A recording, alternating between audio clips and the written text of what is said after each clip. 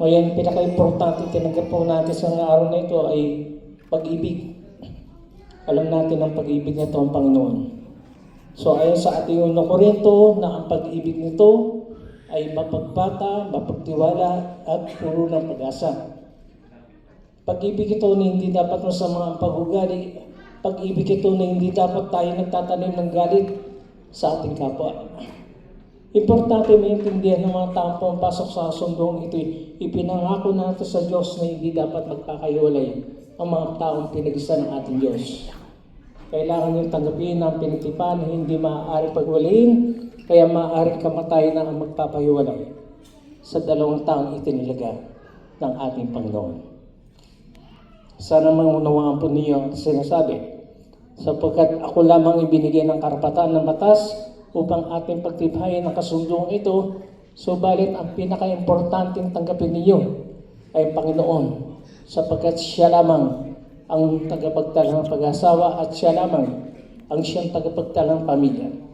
Kaya maaaring kamatayan na ang magpapahiwalay sa dalawang kinasal na ito. Alright? O so, sino sa inyong nais pang tutulan ang kasalang ito ay inyong ipahayag ang iyong mga pagtutol. Hula ko'y aking pagpatuloy ito. So, wala namang tututol. Ay magbobono. Alright. So, maaari kayong tumayin dalawa, ma.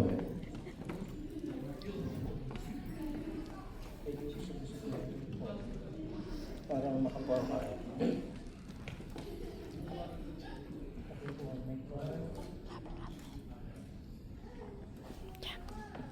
So, bilang pagtanggap sa kasundong ito ay kailangan po niyo sagutin ang aking katanungan na microphone, sir.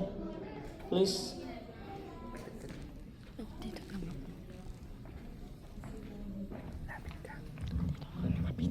Okay. O, bilang pagpapayag mo sa kasundong ito, Alma, kailangan ko marinig ang iyong kasugutan. Alma, ikaw kusang loob mo rito upang tanggapin si Rolando Gonzales na wala ba sa iyo ito ipilit? Opo. Rolando Gonzales, ikaw kusang loob mo rito upang tanggapin si Alma na wala ba sa iyo ito ipilit? Opo. Rolando at Alma, hindi din sa aking kalaman ang pakikipagkasundong ito yung kamatayan na ang magpapahiwalay.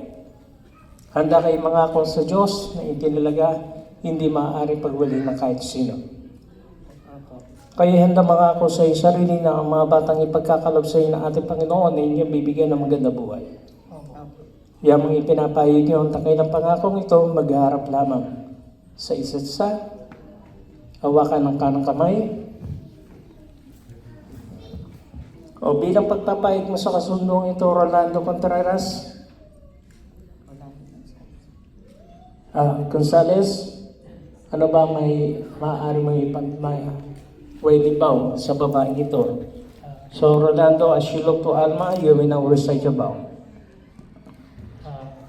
Ipapangako ko lang pakikisamahan siya ng alagaan siya habang buhay. So Alma, as you look to Rolando, you may now recite your vow. Yes. Anong vow? Anong wedding mo sa kanya? Ang pinapangako mo sa lalaki nito? Pangako ko lang po na magsasama kami habang buhay. So Alma, tinatanggap mo na ang lalaking ito na ngayon ay narito upang maging kabiyak ng iyong puso at tayo mamahalin mo habang ikaw ay nabuhay. Opo.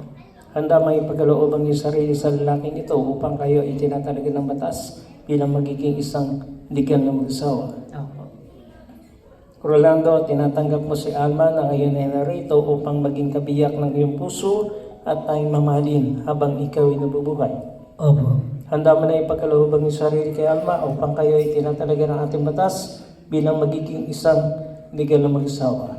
Opo. Okay? O tulad pa ng aking binabanggit sa aking kinakasala, ako ay naging kabahagi lang sa iyong kasal dahil po sa ibigay sa aking karapatan. Subalit ang pagpapalang ito ay pagpapalang ipinagkakaloob sa atin ni Diyos. Sapagkat siya ang tagapagtang pag-asawa at siya rin ang tagapagtang ng pamilya, Kaya pakikipagkasundo'y dakila na maaaring kamatayan ng magpapahiwalay. Maaari mo na ipikit ang iyong mata, iyong maulo at sabihin italaga ang iyong sarili sa ngalan ng ating Panginoon. Sabihin na sabay, hinihiling namin Panginoon Hinihiling namin, Panginoon, na magkaisa ang aming puso't damdamin. na magkaisa ang aming puso't damdamin. Simula sa araw na to, Simula sa araw na ito, sa hirap at ginawa, sa hirap at ginhawa, sa kasaganahan at kahirapan, sa kasaganahan at kahirapan, sa karamdaman at kalusugan, sa karamdaman at kalusugan, hanggang sa huling sandali hanggang sa huling sandali ng aming mga buhay. ng aming mga buhay. Amen. Amen. Okay. So Orlando, pakikuha ang singsing para kay Alma. So nais ko lang ipaalam sa inyo Rolando at Alma, ang singsing na yan isang bahagi sa inyong kasal sapagkat ang singsing isang pagpapahayag na handa kayo makilala bilang kayo itatalaga mo